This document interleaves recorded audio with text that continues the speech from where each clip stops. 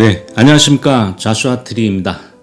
오늘은 베드로 무덤 위에 세워진 기독교 제1편 잘못된 말씀 해석이라는 제목에 이어서 베드로 무덤 위에 세워진 기독교 2편 올바른 말씀 해석에 대해서 말씀을 나누도록 하겠습니다.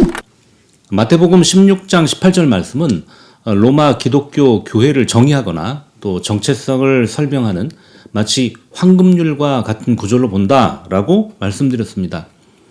이 말씀을 근거로 로마 기독교는 베드로를 초대 교황으로 만들었죠.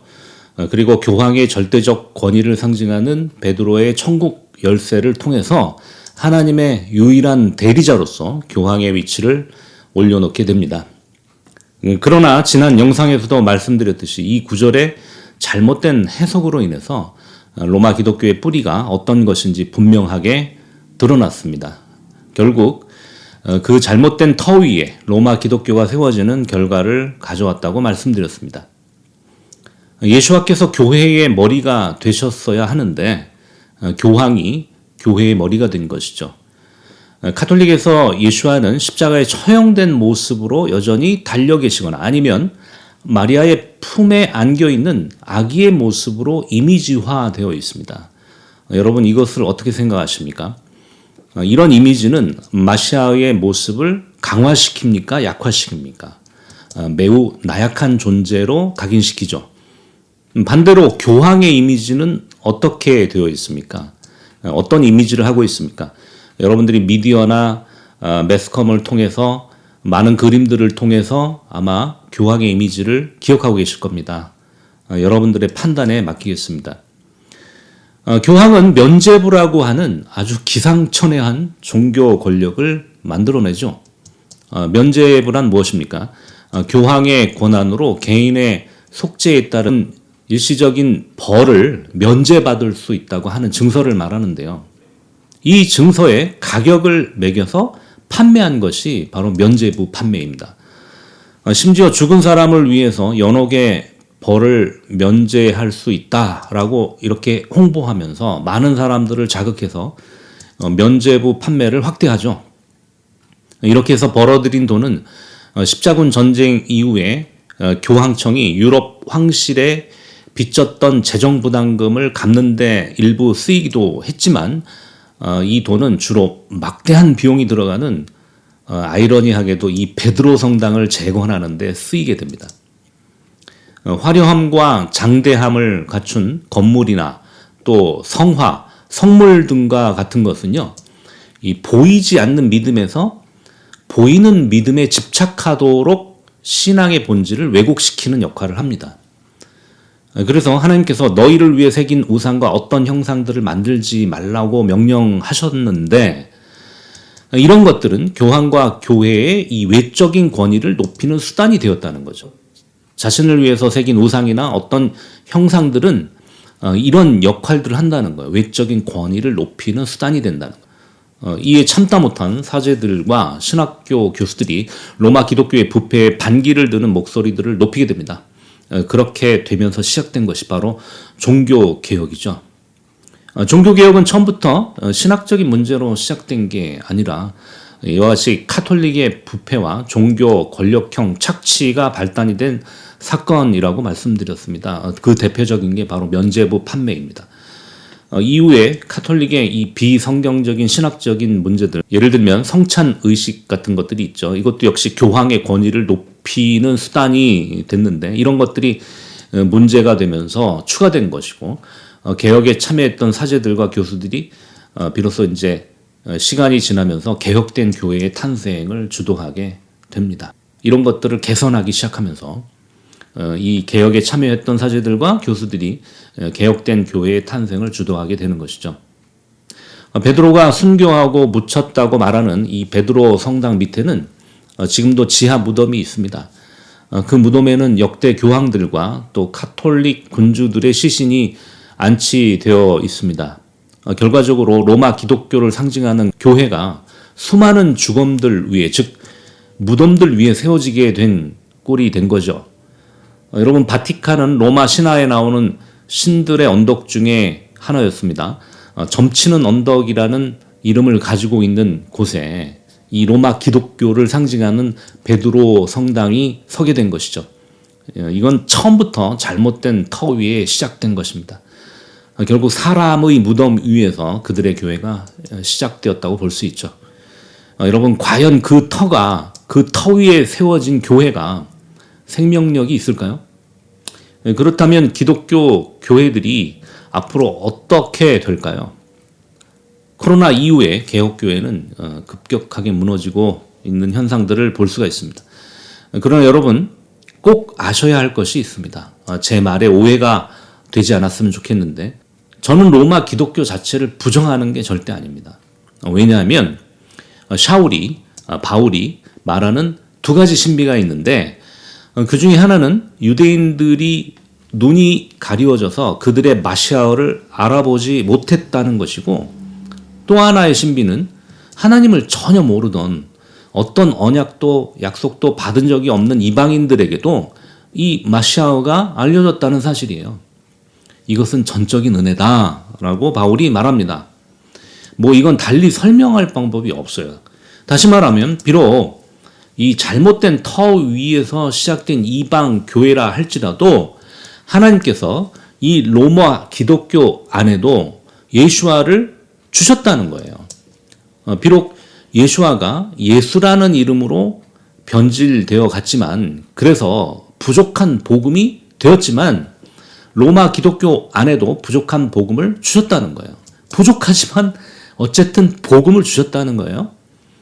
로마 기독교를 에돔, 즉 에서에 비유하는 이유는 에서가 장자로서 역할을 스스로 포기했지만 아버지 이삭에게 사랑받았던 에서였어요. 그런 것처럼 또 야곱, 즉 이스라엘과 화해할 수 있는 기회를 에서에게 계속 하나님이 주시죠. 그런 것처럼 하나님께서는 이 회복된 에서를 계속 기다리고 계시는 겁니다. 로마 기독교 전체가 아니라 그 안에 숨겨진 이 회복된 에서들을 찾고 계신다는 겁니다. 할렐루야. 로마 기독교의 시작은 원래 메시아닉 유대교 공동체 안에 유대인들과 함께 있다가 AD 50년 유대인 추방령 이후에 떨어져 나온 이방인 신자들이 주류가 된 공동체가 점점 이질화되다가 AD 313년 밀라노 칙령을 계기로 로마 제국이 만든 기독교라는 시스템에 흡수돼요. 이렇게 해서 시작된 거예요. 로마 기독교가. 그렇기 때문에 그것의 시작 전과 시작 직후에 그 안에도 분명히 변형되지 않는 믿음의 DNA들이 있었다. 그리고 지금도 있다라고 저는 믿기 때문에 그렇습니다. 이 변질되지 않는 성도들이 로마 기독교의 핍박의 대상이었지만 오늘날까지 그 DNA가 살아서 여전히 숨쉬고 있다고 저는 믿습니다. 그래서 저도 마찬가지예요. 어느 날 저처럼 이스라엘을 알게 되고 눈이 떠지게 되는 사람들이 이 로마 기독교 안에 있다는 거예요.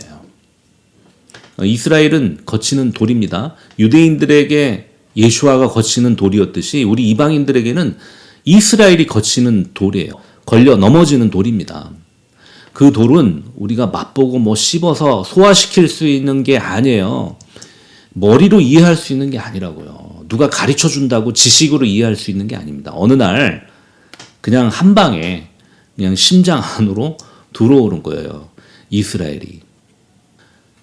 유대인들이 예수아를 발견하듯이 그런 기적으로 이스라엘을 알게 되는 거예요. 그래서 회복된 에서들이 일어나서 야곱인 메시아닉 유대인들과 이렇게 목을 끌어안고 키스하고 화해하고 하나가 될 거라는 것이죠. 여러분 이걸 알아야 해요. 이게 하나님의 이방인 구원에 관한 엄청난 섭리입니다. 그래서 우리가 기독교, 즉 로마 기독교를 위해서 기도하고 올바른 복음을 전해야 하는 것입니다. 바울이 그랬듯이요. 바울이 어디 가서 전도했습니까? 유대인 회당에 가서 유대인들을 전도했습니다. 유대인들에게 그들의 메시아를 소개한 거예요. 그럼 우리도 바울처럼 샤울처럼 이방인 교회에 가서 로마 기독교의 시스템에서 나와라. 출애굽해라. 출로마 해라. 이스라엘의 하나님을 만나라. 야곱의 하나님을 만나라 라고 전해야 하는 거예요. 지금 제가 얘기하는 얘기가 교회 다니지 말라는 얘기가 아닙니다. 그렇게 오해하시면 안 돼요. 그게 아니고 그 시스템에서, 로마의 신학에서 나오라는 얘기예요. 그리고 하마시아와 말씀과 언약과 예배와 약속들을 주셨던 유대인들에게 참 이스라엘이 어떤 것인지 무엇인지 배우고 이방 교회에 이스라엘이라는 터, 예수아라는 터 위에 세워진 교회로 여러분들이 패러다임 시프트 하게끔 그것을 꿈꾸고 회복해야 한다는 것을 전해야 하는 것입니다. 자, 이제부터 본론으로 들어가겠습니다. 마태복음 16장 13절 말씀을 먼저 보도록 하겠습니다. 예수와께서 빌립보 가이사랴 지방에 이르러 제자들에게 물어 이르시되 사람이 인자를 누구라 하느냐. 마태복음 16장 18절 19절 말씀을 올바로 이해하기 위해서는 먼저 예수와께서 베드로에게 말씀하신 장소를 알아야 합니다. 여기서 빌립보 가이사랴라는 지방에 이르러 라고 되어 있죠. 여기는 가나안에 바알신을 섬기던 신전이 있었던 곳이고요. 헬레니즘 시대 때는 판이라는 신전이 있었던 곳입니다. 그래서 파니아스, 바니아스라고도 하는데요. 이스라엘 최북단 헐몬산에서 내려오는 물이 동굴 지하수로 저장되어 있다가 요단강으로 발원해서 나오는 수원지입니다. 또 파니아스는 헐몬산 서쪽 산악지대 절벽이 많은 동굴이 있는 곳인데 이곳은 전통적으로 판이라는 즉 목동의 신이라는 이교신을 섬기던 장소라는 뜻에서 파니아스라는 이름이 붙여진 것입니다. 헤롯이 판을 기념하는 이 이교신전을 이곳의 절벽과 동굴을 이용해서 지었다고 해요. 그러니까 그 신전 자체가 절벽과 반석, 암석으로 이루어진 거죠. 아들 빌립이 더 확장하고 정비해서 로마의 황제 가이사랴에게 바친 곳이라고 해서 빌립보 가이사랴라는 지명이 된 것입니다. 유대인의 왕 헤롯이 그 당시 세상의 왕 대표격인 로마의 황제를 위해서 이스라엘의 중요한 물의 근원이 시작되는 곳에 이 반석을 파서 이방 신전을 바쳤다는 것입니다. 예수께서 이곳에서 교회에 관한 말씀을 하신 것입니다. 그럼 왜 여기서 내 교회에 관한 말씀을 하셨는가? 이것은 뒤에 더 자세히 말씀드리겠습니다. 제자들에게 물으십니다. 마태복음 16장 13절을 다시 보도록 하겠습니다. 예수께서 빌립보 가이사랴 지방에 이르러 제자들에게 물어 이르시되 사람들이 인자를 누구라 하느냐? 이르러 더러는 세례 요한, 더러는 엘리야, 어떤 이는 에레미야나 선지자 중에 하나라 하나이다. 네, 예수께서 먼저 자신에 대해 세상 사람들이 어떻게 평가하는지 물어보십니다. 사람들이 왜 이렇게 대답할까요? 여기서 인자라는 단어가 중요한데요. 이것을 히브리어로 보면은 벤 아담, 즉 아담의 아들이라는 뜻입니다. 아담은 처음 아들이죠. 그리고 예수와는 둘째 아담, 즉 아담의 아들로 오신 분이기 때문입니다. 여기서 예수와는 아들의 역할로 오신 것인데 사람들은 아들이 뭐하러 온 사람인지 모르기 때문에 이렇게 대답한 것입니다. 그리고 이번엔 제자들이 예수와를 어떻게 생각하는지 물어보셨습니다. 마태복음 16장 15절 16절 말씀인데요. 이르시되 너희는 나를 누구라 하느냐? 시몬 베드로가 대답하여 이르되 주는 그리스도시요 살아계신 하나님의 아들이시니이다. 이렇게 대답합니다. 이때 베드로가 굉장히 위대한 고백을 하죠. 주는 하마시아흐요 살아계신 하나님의 아들이십니다. 지금 이 베드로가 고백하는 하마시아흐, 그 메시아는 그들의 역사 속에서 면면이 그들과 함께 하셨던 이스라엘의 마시아를 가리키는 것이죠. 이방인 입장에서 이 하마시아를 이해할 때 이스라엘의 역사와 함께 하신 이스라엘 민족과 함께 하신 분이라는 기준을 명확하게 인정해야 됩니다. 그런데 이 기준이 없어지고 나의 하나님, 나의 예수님, 나의 구원자 이렇게 바로 넘어가 버리면 성경에서 말하는 그 하마시아가 아니에요. 그 하마시아는 이스라엘을 위한 하나님의 유일한 대리자 역할로 오신 분이시고, 그 하마시아는 이스라엘의 왕, 선지자, 제사장의 역할을 위해서 기름 부음을 받은 자를 말하는 거예요. 이게 하마시아예요. 지금 베드로가 고백하고 있는 이 하마시아는 이스라엘 없이 설명할 수 있는, 그냥 개개인의 인생들과 함께 하시는 그런 하마시아를 말하는 게 아닙니다. 이스라엘의 역사와 함께 하시고 이스라엘 유대인들과 함께 하셨던 분을 말하는 거예요. 이스라엘을 구원하신 그 출애굽의 6월절 어린 양으로 오셨고 40년 광야 생활 가운데 낮에는 구름 기둥, 밤에는 불 기둥이 되셔서 그들과 함께 하신 분이에요. 그들이 배고플 땐 만나러 오셨고요. 그들이 목이 마를 땐 반석이 되셔서 생수를 주셨던 분이십니다. 바로 그 하마시아를 말하고 있는 겁니다. 자, 그리고 바울의 두 번째 고백이 뭡니까? 살아계신 하나님의 아들이십니다. 요거는 아까 인자하고 관련된 말씀인데요. 하나님을 아버지라고 할 때 아들은 계약법의 온전한 계승자가 되는 것입니다. 구약과 신약이라는 말은 원래 구약 폐기론자들이 만들어낸 말이에요. 구약이라고 말하는 성경은 히브리어로 브리트입니다. 계약서라는 뜻이에요.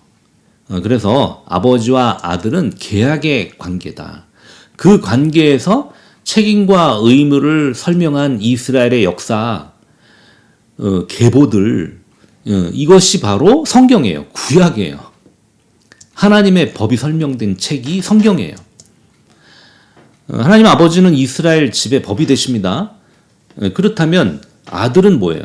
아들은 그 하나님의 법을 온전히 순종하는 역할로 오신 분이라는 것을 말하는 거예요. 여러분, 아버지 집에서 아들이 말을 안 들으면 어떻게 됩니까? 그 아들은 그 집에서 살 자격이 없어요. 그래서 쫓겨나는 거예요. 이게 이스라엘 역사예요. 법에 불순종했을 때 쫓겨나고 회개하고 돌아왔을 때 그 아버지의 마음으로 받아주시고, 이것이 반복된 게 이스라엘 역사예요.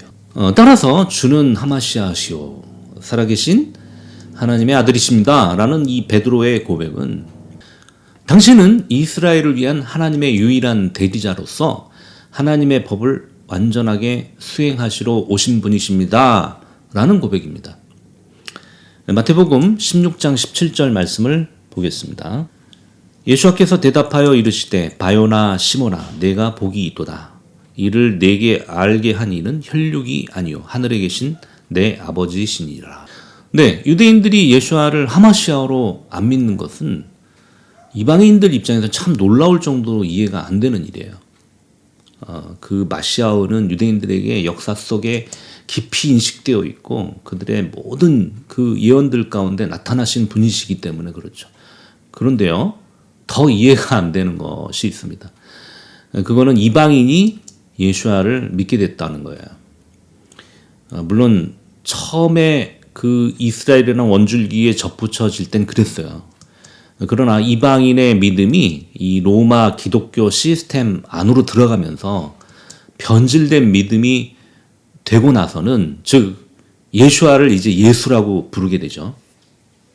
그렇게 믿게 되었을 때는 더 이상 유대인의 왕, 이스라엘의 구원자로서, 또 계약의 완전한 이행자로서, 하나님의 아들로서, 이스라엘의 하마시아로서 믿는 게 아니라 로마의 신들처럼 자기들에게 유익을 주고 복을 가져다주는 자기 신으로 믿게 됐다는 거예요. 예수님을 신적 개념으로 받아들인 것이죠. 여러분, 신과 하나님의 차이점을 간단히 말씀드리면, 신은 자신들이 원하는 걸 해주는 게 신이에요. 그래서 신에게 자신이 원하는 것을 이루도록 빌고, 신은 그들이 원하는 것을 들어주는 거죠. 이게 서로의 역할이에요. 이렇게 관계 맺은 행위를 신을 믿는다라고 하는 거예요. 그러나 하나님은 오직 섬김의 대상입니다. 어떤 이익이 없어도 하나님은 오직 섬김을 받으실 분이십니다. 할렐루야. 이게 차이점이에요. 그런데 우리는 하나님을 어떻게 믿습니까? 대부분 신처럼 믿고 있지 않습니까? 하나님을 복의 근원으로 생각하지 않고 복을 주시는 분으로만 생각하잖아요. 여러분들이 죄에 대한 대가를 치르는 고난이 오히려 복이 될 수 있습니다. 그러나 우리는 고난을 원하지 않죠. 복만 원하죠. 그런데 어떻게 대가 없이 복만 받을 수 있겠습니까? 그건 하나님께서 하시는 일이 아니에요. 대학 입시 기간 때 대형 교회들에서 특별 새벽 기도를 하죠. 이런 종류의 기도는 뭐 교회에서만 합니까? 절에서도 똑같이 합니다. 각자 다른 신들을 향하고 있는 것처럼 보이지만 그 기도 내용들을 들어보면 사실상 본질은 같은 거예요. 선앙당에서 비는 기도 내용이나 교회에서 새벽 기도 때 울부짖으면서 드리는 기도나 사실은 같은 거 아닙니까? 본질적으로. 이렇게 말씀드려서 죄송하지만 어쩔 수 없습니다.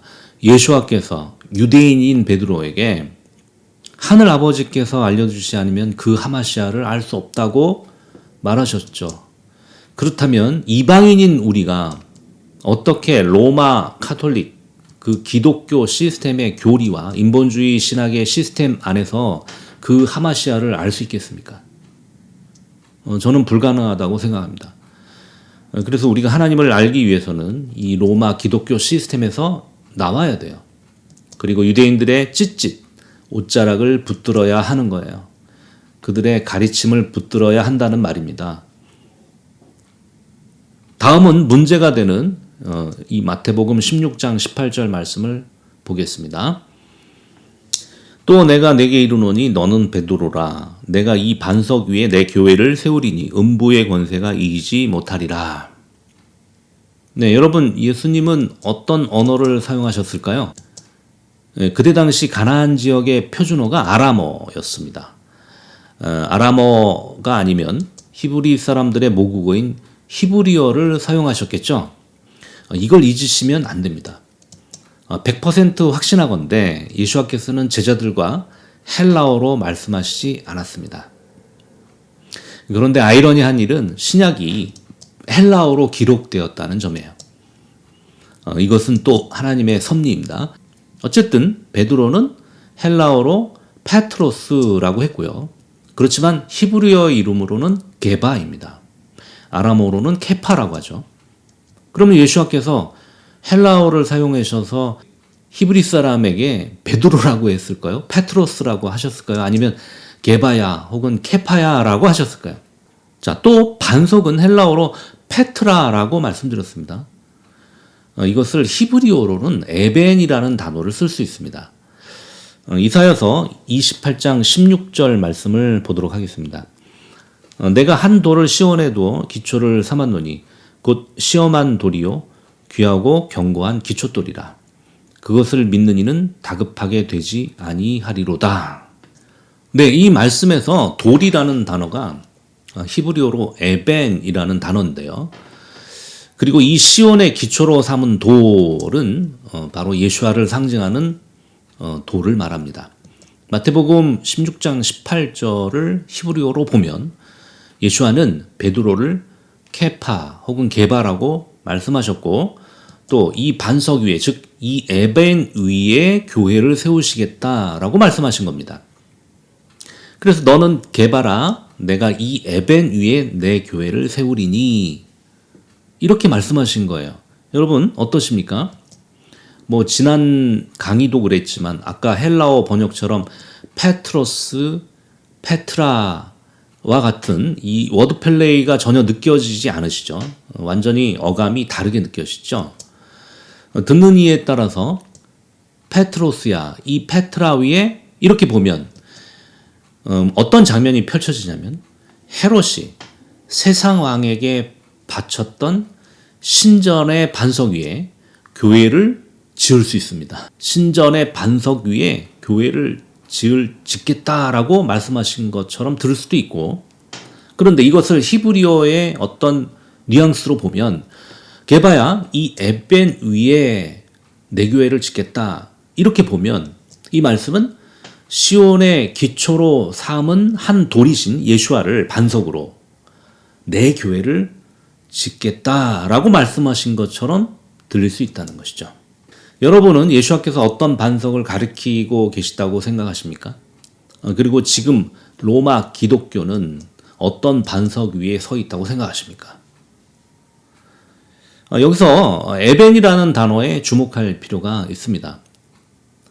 에벤을 히브리어로 보면 아부라는 단어와 벤이라는 단어의 합성어입니다. 아부는 아버지란 뜻이고 벤은 아들이라는 뜻입니다. 아까 아버지와 아들은 어떤 관계라고 말씀드렸죠? 네, 생물학적 관계가 아니고 계약적 관계라고 말씀드렸습니다. 법과 그 법을 수행하는 자로서의 관계를 아버지와 아들의 관계라고 말씀드렸습니다. 성경에서 이스라엘이 하나님과 언약을 세울 때 그 언약을 어디에다 새깁니까? 돌에 새겨 놓습니다. 또는 돌을 쌓거나 그렇습니다. 하나님의 법, 십계명 10말씀들도 돌에 새겨서 주셨죠. 이와 같이 돌은 그 자체가 언약과 법을 상징하는 단어예요. 이건 피지컬리 성경에서 돌은 그런 것을 의미합니다. 아버지와 아들 사이에 지켜야 하는 법, 이게 바로 에벤입니다. 여러분, 법을 어기면 그것이 만약에 죽을 만한 죄가 되었을 때 어떻게 말씀하십니까? 법은 어떻게 되어 있습니까? 돌로 쳐 죽이라고 말씀하십니다. 이것은요, 죄인을 잔인하게 죽이라는 말씀이 아니라 법대로 판결하는 말씀이에요. 근데 유대인들은 이것을 문자적으로 받아들였던 유대인들은 돌로 쳐 죽였죠. 진짜 하나님의 법은 그것을 법으로 심판하라, 판결하라 그런 뜻이에요. 따라서 18절 말씀은 이런 거예요. 너는 게바다, 내가 이 에벤 위에, 즉 시온의 기초로 삼은 한 돌 위에, 즉 예수와 위에, 즉 하나님의 법 위에 내 교회를 세우겠다. 이런 말씀이 되는 겁니다. 헬라어로는 너는 페트로스다. 내가 이 페트라 위에 내 교회를 세우겠다. 이렇게 들려졌습니다. 이 말을 로마 기독교가 베드로와 반석을 같은 대상으로 받고 그래서 베드로라는 이름 위에 교회를 세우시겠다는 말로 받아들인 거고 그래서 베드로가 초대 교황이 돼버린 거고 그 일대 교황인 베드로를 반석으로 삼아서 그 위에 교회가 세워진 거예요. 그 말씀을 그대로 인용해서 로마 기독교는 이제 교황의 권위를 기반으로 세상 왕의 권력을 위해 받쳐진 그 돌 위에 자신들의 교회를 세워나가게 된 것입니다. 이 로마 기독교를 상징하는 베드로 성당은 베드로에게 부여됐다고 생각하는 그 교황권, 그 막강한 종교적 권력을 세습하죠. 그리고 그 세습해온 역대 교황들의 무덤이 돼버립니다. 굉장히 아이러니한 일이죠. 결과적으로 그 위에, 그 교황들의 무덤 위에 그들의 교회가 세워지게 된 것입니다. 그러나 예수께서 히브리어로 말씀하셨을 때는 베드로와 반석은 완전히 다른 대상이 되는 겁니다. 너는 게바다, 너는 반석이야. 지금 뭘 보고 있니? 내가 보고 있는 이 반석이 세상 나라의 왕들에게 바쳐져야 되겠니? 아니야. 원래 이 반석은 이스라엘 땅의 반석이야. 이 반석은 건축자의 모퉁이 돌이 되어야 하고 그 생수의 강이 터져 나와야 하는 반석이야. 영적으로 보면 그 모퉁이 돌은 예수와 자신이야. 나야. 하나님의 언약이고 법이야. 나는 이 법 위에, 이 진리 위에, 나를 반석으로 하는 이 터 위에 내 교회를 세울 거야. 라고 말씀하시는 거예요. 이것이 바로 마태복음 16장 18절의 진짜 의미입니다. 자, 그리고 이어지는 마태복음 16장 19절 말씀을 보도록 하겠습니다. 내가 천국 열쇠를 내게 주리니 내가 땅에서 무엇이든지 매면 하늘에서도 매일 것이요 내가 땅에서 무엇이든지 풀면 하늘에서도 풀리리라 하시고. 네, 이 말씀은 신약에만 있는 말씀이 아니라 유다이즘에서 잘 쓰는 표현입니다. 랍비들에게 율법 해석의 권위를 인정하는 말씀이에요. 여러분, 법은 상황에 따라서 굉장히 복잡한 해석과 적용이 필요하죠. 이런 부분에서 법적인 해석의 결정권을 랍비들에게 주셨다고 인정하는 말씀으로 적용됩니다. 자, 이게 무슨 말이냐면 하나님과 사람이 율법을 이렇게 적용하는데 협력하는 방식으로 법을 맡은 랍비들에게 이 생활법, 이 적용법의 권위를 해석하는 권위를 주셨다는 의미예요. 이걸 할라카법이라고 그래요. 할라카는 생활에 적용하는 법을 말하거든요. 모든 법이 율법으로만 설명이 안 되잖아요. 그것을 해석하고 그것의 의미를 파악하고 했을 때 세분화된 법들이 나올 수 있잖아요. 그것을 할라카라고 하는데, 그렇게 세분화된 법을 정하고 또 해석할 수 있는 권위를 법을 다루는 랍비들에게 그 권위를 주셨다라는 의미로 이 말씀이 사용되는 거예요. 베드로에게 이 열쇠를 주셨다는 의미는 이제 앞으로 이 모든 토라의 말씀, 즉 법 해석의 할라카적 적용과 권위가 그 당시 예수와를 반대했던 산헤드린 공회가 아닌 이제 더 이상 그들에게 있는 게 아니라 베드로가 수장이 된 예수와를 믿는 유대인 공동체, 즉 메시아닉 유대교 공동체에 그 권위를 주셨다, 줄 것이다 라는 말씀입니다. 이제 이 사도권의 권한이 위임된 것이죠. 예수와를 통해서 산헤드린 공회에서 이제 이 메시아닉 유대교 공동체로 모든 권위가 그 천국의 열쇠가 이양된 걸 표현한 겁니다. 로마 기독교는 이 열쇠를 어떻게 해석했습니까? 하나님의 유일한 대리자로서 교황의 절대적 종교적 권력, 즉 교황권으로 인식했다는 거죠. 신비한 능력이나 아까 말씀드린 면죄부와 같은 이 하나님 자리를 대신하는 모든 판결권이 있는 것처럼 잘못 해석했다는 거죠. 로마 기독교가 원했던 것은 교황을 머리로 이 세상의 왕이 되고자 했던 것입니다. 그러나 아이러니하게도 그들의 교회는 세상 왕의 권력을 추구하고 세습했던 역대 교황들의 무덤이 되어버렸습니다. 또 로마 기독교는 실제 열쇠를 가진 그 메시아닉 공동체를 핍박하고 파괴하는 악을 행하게 되었습니다. 말씀을 마치겠습니다. 예수와께서 가리키고 있는 이 반석은 이스라엘의 왕 대표이신 예수와 자신이십니다. 그런데 표면적 이스라엘의 대표인 헤롯이 예수와를 그들의 반석으로 받아들이기는커녕 그 모퉁이 돌과 산돌을 어떻게든 제거하려고 세상 왕들을 위한 신전을 세우죠. 하나님을 대적하고 있는 지금 형국입니다. 지금 이곳에서 그곳에서 예수와께서 내 교회라는 주님의 몸을 선언하시는 거예요. 이것은 정말 엄청난 의미가 있는 것입니다. 예수께서는 아마도 미래의 교회가 이 반석 위에 차려진 산당처럼 되고 있는 모습을 미리 보시면서 매우 안타까운 심정으로 얘들아, 진짜 내 교회는 내 몸, 하나님의 법, 진리, 그 언약 위에 세워지는 교회다라고 선포하고 계신 것입니다. 다시 한번 정리합니다. 초대교회는 메시아를 믿는 유대인 또는 유대교 공동체에서 시작했습니다. 여기서 이방인 신자들이 함께 하다가 세력이 커져갈 때 유대인 추방령을 기점으로 또 300여 년이 흐르면서 이방인들이 주도하는 메시아닉 공동체가 이지라되어 갑니다. 마침내 313년 로마가 이방인 메시아닉 공동체를 국교로 흡수하고 325년 니케아 공회를 통해서 이스라엘과 유대이즘적인 전통들을 완전히 삭제해버리죠. 이것이 오늘날 로마 기독교가 된 것입니다. 이 과정에서 기독교는 이제 완전히 다른 터 위에 확고하게 세워지게 된 것입니다. 제가 이 말을 계속 반복하는 이유를 잘 이해하시고 여러분들 지금 이 짧지만 간단한 초대 교회사에 대해서 정확하게 인식하고 넘어갔으면 좋겠어요. 네, 여러분 오늘은 여기까지고요.